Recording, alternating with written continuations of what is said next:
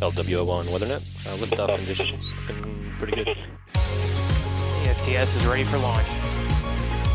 Ignition. Liftoff. Falcon 9 has cleared the tower.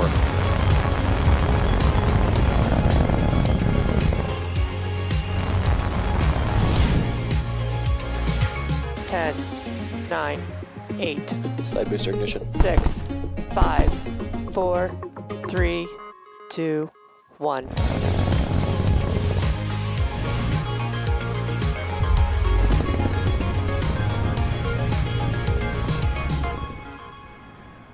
Good afternoon. It's Tuesday, May 4th, and on your screen is a live view of Falcon 9 as it awaits its 3:01 p.m. Eastern Time launch from Pad 39A at the Kennedy Space Center. My name is Shiva Bharadwaj. I'm a space operations engineer, and I'm joining you from our headquarters in Hawthorne, California. And what you're watching, a live webcast for our 10th Starlink mission of 2021 and our 26th Starlink mission overall. Now, if you're curious, Starlink is a satellite internet constellation designed and manufactured by SpaceX that can provide high-speed, low-latency internet to people living in remote and rural areas across the globe. To date, over 500,000 people have placed an order or put down a deposit for Starlink. And with every launch, we get closer to connecting more people across the world. Starlink is the world's largest satellite constellation, made possible with the help of our Falcon 9 orbital class reusable rocket. And today will actually mark SpaceX's 115th launch of a Falcon 9. Now, if you've been following along, it's been a really busy year for us here at SpaceX. So far, we've had 16 launches in 2021, including 3 high-altitude tests of a Starship prototype and a human spaceflight mission to the International Space Station for NASA. Just this past weekend, after spending about 6 months in space, we brought the 4 astronauts of the Crew 1 mission back home to Earth, and a little bit later in the broadcast, we'll be sharing more details about their return flight. Now, just under T-minus 10 minutes to go, all systems are currently go. Why don't we take a closer look at the Falcon 9? You're looking at a live view of Falcon 9. That's our 2-stage rocket. It's over 70 meters tall. That's greater than the wingspan of a 747 aircraft. And for all of you Star Wars fans out there, happy Star Wars Day. If you weren't aware, Falcon 9 was actually named after the Millennium Falcon. Now, Falcon 9 is twice the height of a Millennium Falcon, but that number 9 indicates the number of Merlin 1D engines on the first stage, which is that bottom 2/3 section of the vehicle. With the help of 9 Merlin engines, its objective is to accelerate the vehicle through the Earth's atmosphere to space, and then it will separate from the rest of the vehicle about 2.5 minutes into flight. From there, it'll make its way back to Earth and target a landing on a recovery vessel named Of Course I Still Love You, which is stationed off the coast of Florida in the Atlantic Ocean. Now, you can tell from the soot on this first stage that it's been to space before. Today will be the 9th flight for this booster, and if we're successful landing Falcon 9, it'll mark the 82nd recovery of an orbital class rocket. On top of the first stage is our black carbon fiber inner stage. On top of that is Falcon 9's second stage. It has a single Merlin vacuum or MVAC engine that will ignite shortly after the first stage separates. Now, it's the second stage that will carry our stack of Starlink satellites to orbit, and then we'll deploy those satellites just after the T+1 hour mark. Our satellites are safely enclosed inside the 17-foot diameter payload fairing, which is this nose cone structure at the top of the rocket. Its job is to protect the payload from aerothermal loads, heating, and contamination during the ascent phase. Now, once we reach the vacuum of space, we'll jettison the fairing as the second stage continues on to orbit. Today will be the 3rd flight for one of the fairing halves, and the other one is brand new, and we will be attempting to recover each with a contracted recovery vessel named Sheila Bordelon. Quick update on the weather. As you can see, it's a beautiful day at the Cape. Ascent weather is looking fantastic at the pad. Recovery weather is also looking quite good. So with that, vehicle, satellites, weather, range, all looking good for an on-time liftoff just a few minutes from now. Now, if for some reason today during the count, if we're not able to launch, we do have a backup opportunity tomorrow at 2:39 p.m. Eastern Time. As I mentioned earlier, today we are launching from the historic Launch Pad 39A. This is the same launch pad responsible for sending NASA astronauts to the moon in the 1960s, and more recently, helping bring human spaceflight back to the United States after the conclusion of the Space Shuttle program in 2011. Less than 2 weeks ago, SpaceX launched its third human spaceflight mission with a flight-proven booster and Dragon spacecraft from this very pad.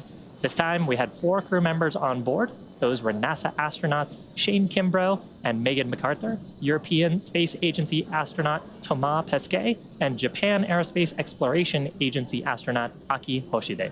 That was the start of the 6-month Crew 2 mission to the International Space Station. And just 8 days later, after spending 167 days in space, the Crew 1 astronauts returned to Earth on Sunday, May 2nd, making their journey the longest duration mission for a U.S. spacecraft since the final Skylab mission in 1974. With NASA astronauts Mike Hopkins, Victor Glover, and Shannon Walker aboard, as well as JAXA astronaut Soichi Noguchi, Dragon autonomously undocked from the International Space Station at 8:35 p.m. Eastern Daylight Time on Saturday, May 1st. The spacecraft performed a series of departure burns to move away from the orbiting laboratory. You can actually see here those Draco thrusters firing on the Dragon spacecraft. We spent a little bit of time in orbit, and then had an opportunity to come back to Earth. The spacecraft re-entered the Earth's atmosphere, deployed its 2 drogue chutes and 4 main chutes in preparation for a soft water landing, and upon splashdown, SpaceX quickly recovered Dragon from the water as well as the Crew 1 astronauts. Now, this was the first nighttime splashdown of a U.S. spacecraft with crew on board since Apollo 8 in 1968. Now, the crew, as you can see, were pretty happy, healthy, and really seemed to enjoy the ride aboard Dragon. It's been a fantastic couple of weeks for the human spaceflight program, and the team here at SpaceX is honored to have been a part of it.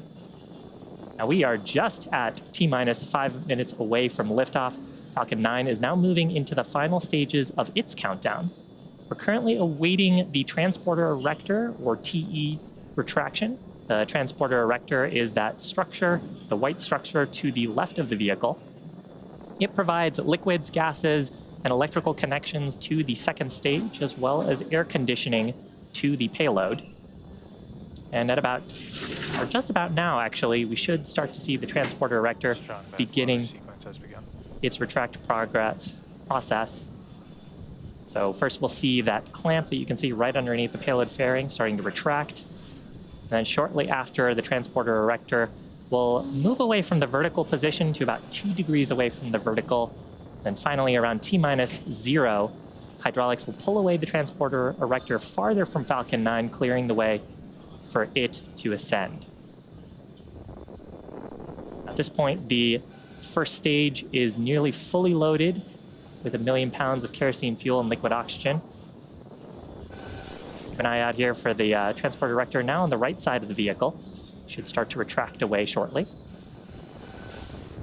Now, super chilled liquid oxygen, which you can actually see some of the gas clouds forming from, that's our propellant oxidizer. It forms those white clouds around the rocket as it comes into contact with the moist Florida atmosphere. We're constantly topping up the propellant in these final minutes until liftoff, and those small oxygen vents overboard form these clouds. There's transporter erector retracting to that 2-degree position.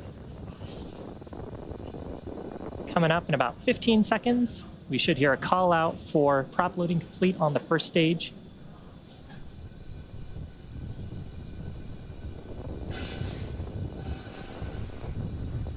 Strong back lower is closed out.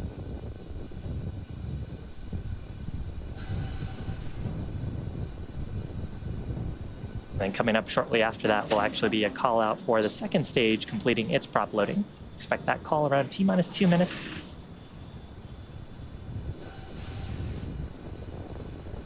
You can see a little bit of the wind there. Still gentle enough for ascent today. Now, after T-minus 2 minutes, the next activity will be at T-minus 60 seconds. That's when Falcon 9 will transition into startup. That's when Falcon 9's internal flight computers will take over the countdown until essentially through the rest of the mission.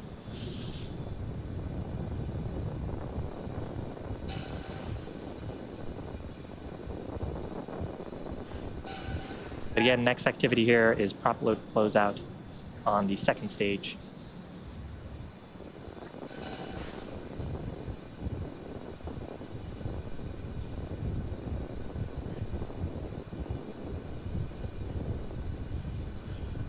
Falcon 9, from a prop perspective, is ready to go.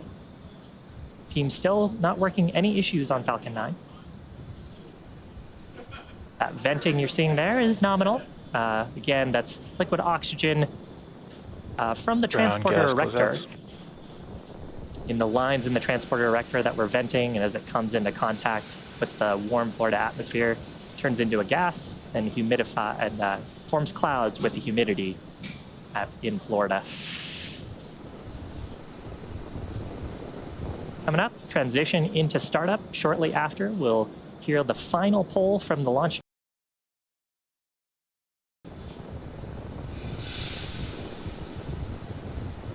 Flight computers and startup.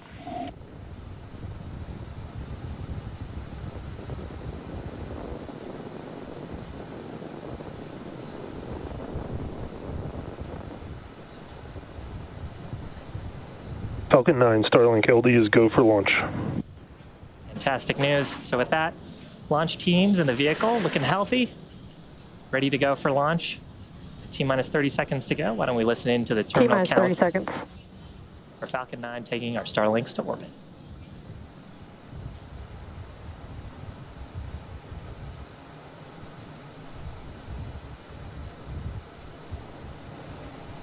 T-minus 15 seconds.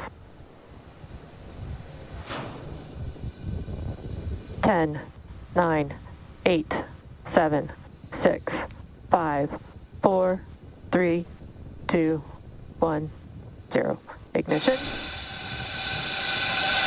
And liftoff. May the force be with us. Stage 1 chamber pressures are nominal. Vehicle is pitching downrange.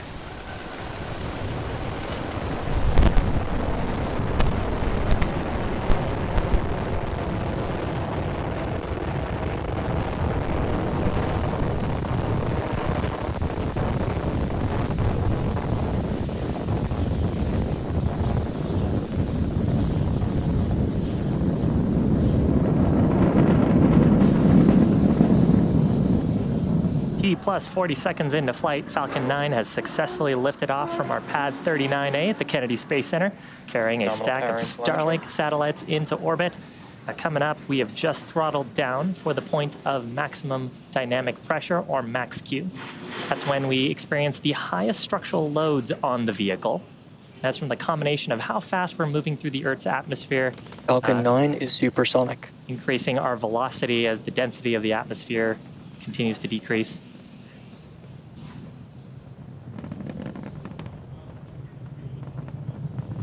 Max Q. With that, we are through the highest structural loads on the vehicle. Upcoming in about a minute, we'll have 3 events happening back to back. First of those will be main engine cutoff, or MECO. That's where we will shut down all 9 of those Merlin 1D engines to slow down the vehicle in preparation for stage separation. That's the next event where the first and second stages will separate. Stage 1 starting to make its way back down to landing. And stage 2 will continue on with the third event, second engine start number 1, or SES1. That's where the Merlin vacuum engine will ignite and then continue to propel the second stage along with the payload to orbit. You heard the call there for MVAC engine chill. That means we've started flowing a small amount of propellant into the turbo pumps on the Merlin vacuum to prepare it for the full flow of when we perform second engine start. So coming up shortly, about 2.5 minutes into flight, main engine cutoff, followed by stage separation, and then shortly after, second engine start number 1.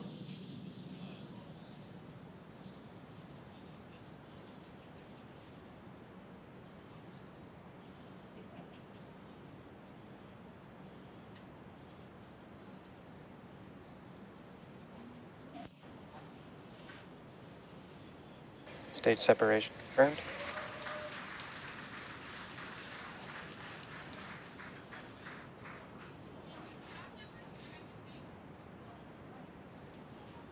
Left-hand side of your screen, you can see a view from the first stage, interstage, grid fins starting to deploy. Second engine start complete on the right-hand side, that glow of the Merlin vacuum engine. Shortly, we'll see fairing deployment. Fairing separation confirmed. View from inside the fairing halves, you can see them separating away from the vehicle. Now, as a reminder, we will be recovering that. Oh, awesome. You can see a view there of one of the fairing halves from going on back to Earth for recovery. As a reminder, we will be attempting to recover both halves with a contracted vessel named Sheila Bordelon. First stage, left-hand side of your screen, grid fins are fully deployed at this point. Those periodic bursts of white gas that you see are from our attitude control system. So the attitude control system giving some small puffs of nitrogen gas, reorienting the stage to get the engines down and the heat shield down for its upcoming events. Second stage burn continuing to look nominal.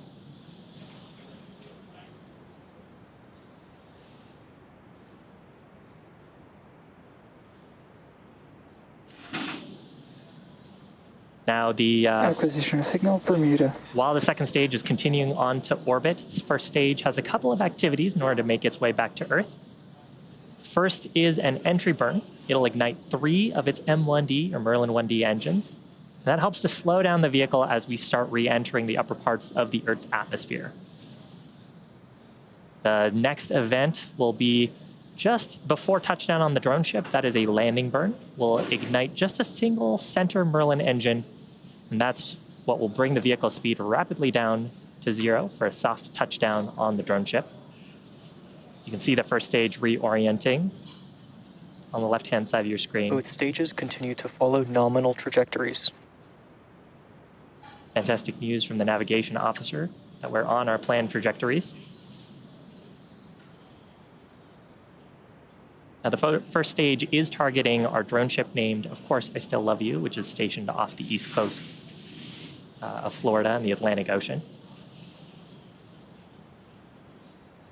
We'll view looking out of the inner stage. Not too long ago, we had a second stage engine in there, which is what you see now on the right-hand side of your screen. Now, the grid fins, which are those waffle-like structures that you see around the vehicle, those are more important once we get into the Earth's atmosphere. We use those to guide and direct the first stage towards our drone ship. And so as we start getting more atmospheric pressure and force, as the density of the atmosphere picks up and our altitude drops, those grid fins start to gain control authority and help direct the first stage on its trajectory.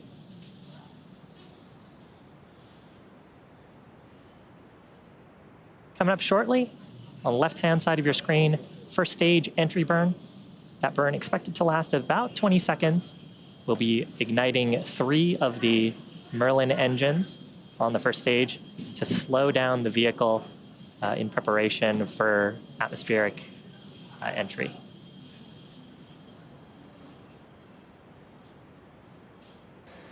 Stage 1 flight termination system has saved. Stage 1 entry burn startup. You can see the plume of the Merlin 1 engines getting pushed back from how fast the stage is moving, rapidly decelerating.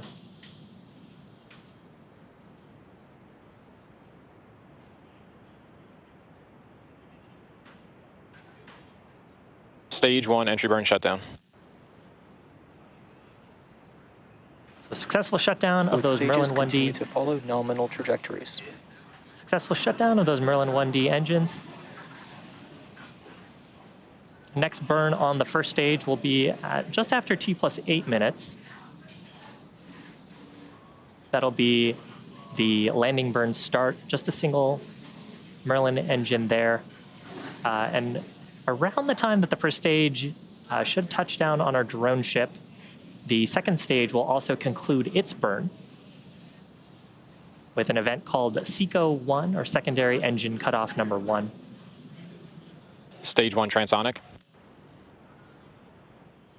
Call out there for transonic, meaning that we are starting to pick up speed in the Earth's atmosphere, sort of in that in-between range between subsonic and supersonic, meaning faster, supersonic meaning faster than the speed of sound.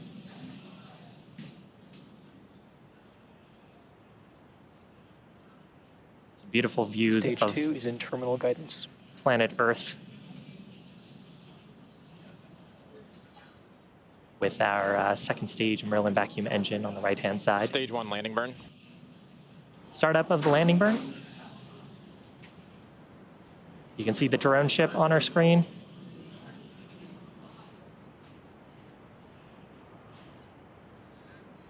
Stage 1 landing leg deploy. Looks like we're coming right down on target. Now, listen out here for secondary engine cutoff. Stage 1 landing confirmed. There's a first stage Expected loss of signal, Cape Canaveral. on the left-hand side of your screen. 9th recovery for this Stage booster. 2 flight termination system has saved. 82nd Seco. successful recovery of an orbital class rocket, and SECO called out at the same time, meaning the second stage engine has also shut down. Navigation officer will be doing a check of our Nominal trajectory, parking orbit insertion. and we are in a nominal orbit. So at that, second stage is going to coast in this orbit for the next about 35 minutes. While that's happening, you can take a look at this animation to see where we are in our coast phase. We'll be coming back here for a very short relight of the second stage engine to get into our payload deployment orbit. That'll be at about T plus 45 minutes. I hope to see you back then. Acquisition of signal, Newfoundland.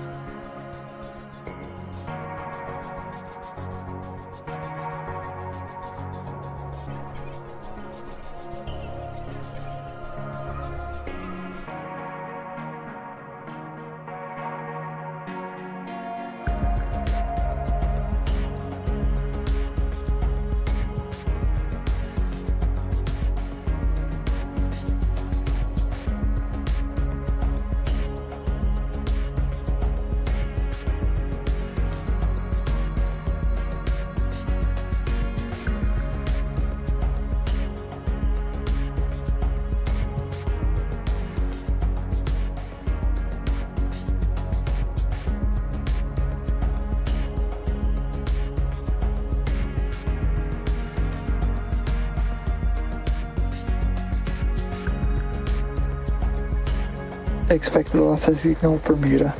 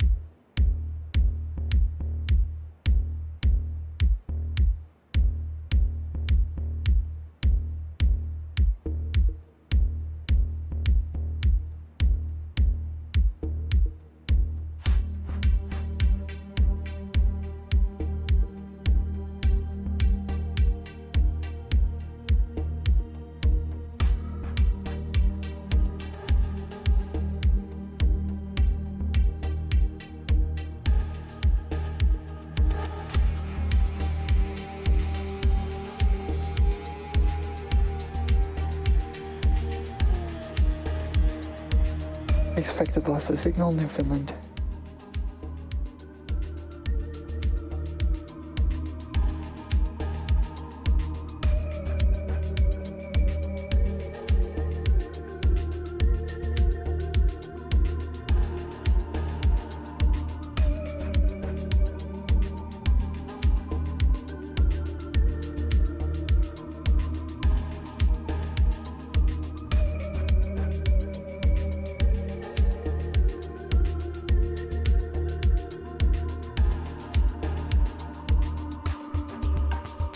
Acquisition of signal Goonhilly.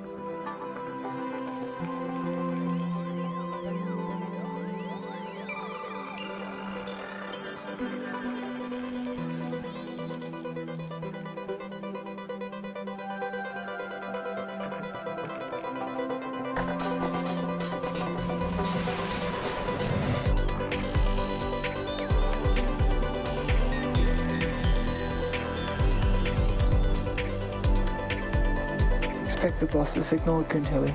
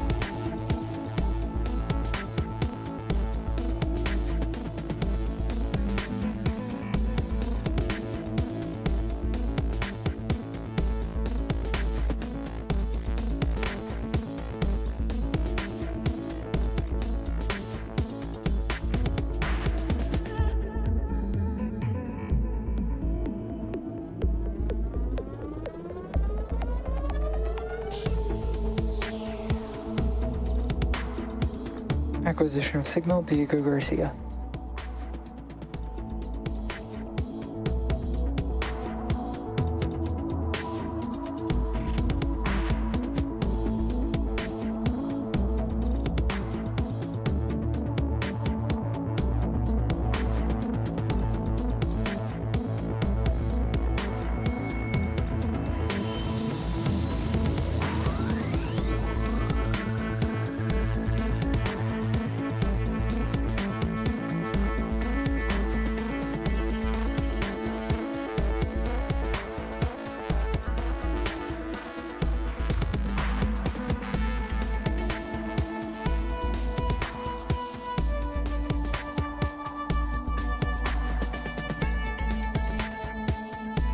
MVAC engine chill.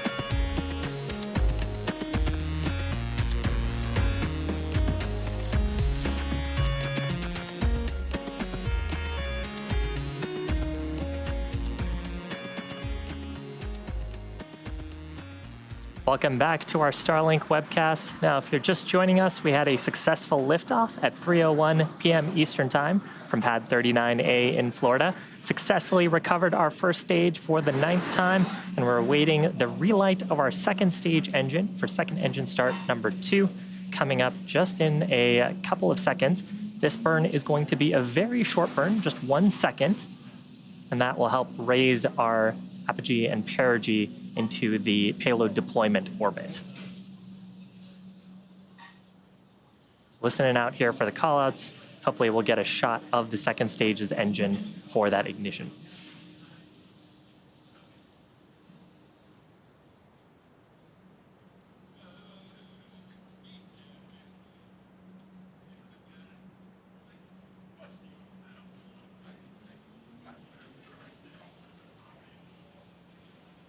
Short pulse you can see on your screen there. Second engine start number 2 and SECO 2. Navigation officer will see how our orbit ended up. Nominal payload deploy orbit insertion. Fantastic. So with that, we have another 15 minutes or so to this coast phase before we deploy our Starlink satellites into orbit. Now, during this 15-minute period, the second stage will begin a small spin along its central axis. That's to give those Starlink satellites enough momentum to space themselves out shortly after payload deployment. So while we're getting ready for payload deploy, sit back, enjoy the space tunes, and we'll see you back here at T+1 hour and 3 minutes, 30 seconds for payload deployment.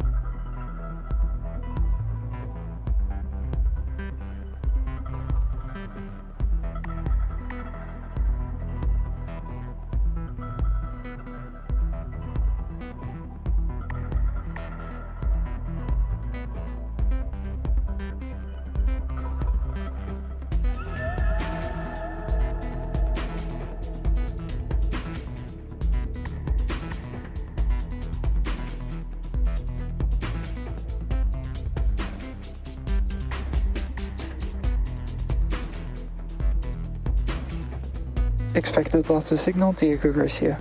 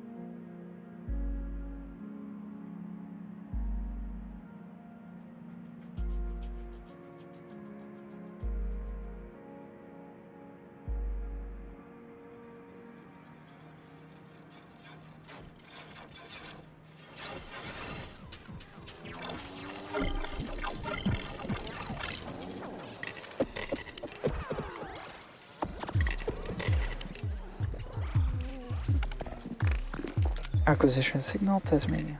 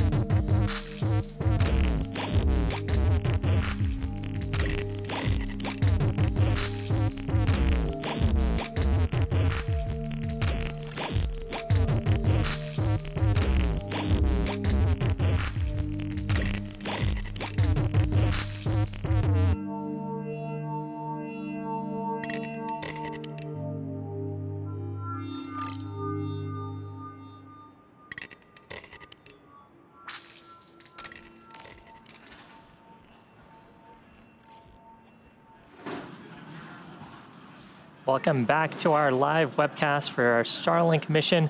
Now we're close to the end of today's mission. We had an on-time liftoff at 3:01 p.m. Eastern Time, successfully recovered our first stage booster, and our second stage, which you can see on your screen now, had 2 successful ignitions and shutdowns of its Merlin vacuum engine. Coming up shortly, we'll see payload deployment of the Starlink satellites. Now, during the 15 minutes since our last burn, the second stage has picked up a small rotation intentionally to help us separate out the satellites after payload deployment. And once the satellites have separated from the spacecraft, they will continue on with the rest of their mission, ultimately ending up in an operational orbit about 550 kilometers above the Earth.